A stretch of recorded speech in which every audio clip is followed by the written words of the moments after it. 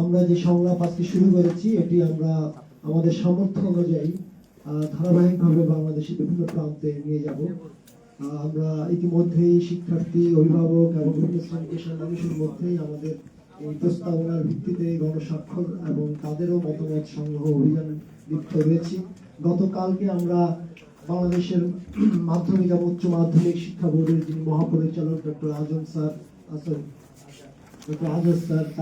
তার কাছে আমরা আমাদের এই প্রস্তাবনা পৌঁছে দিয়েছি।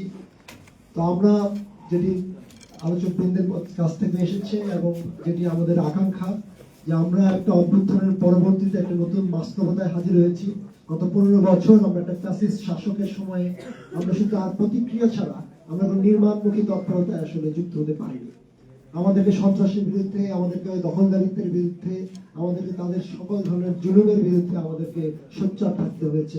আমাদের বহু প্রাণকে আত্মত্যাগ ঘটাতে হয়েছে এবং এই যে হাজারো প্রাণের বিনিময়ে 15 বছরের সংগ্রামের ধারাবাহিকতায় আমরা যে জুলাই আগস্টের যে গণ অভ্যুত্থান, সেই গণ অভ্যুত্থানে এখানে সর্বসাধারণের যে অংশগ্রহণ তার একটা বড় আকাঙ্ক্ষার জায়গায় আমরা পরিবর্তন চেয়েছি।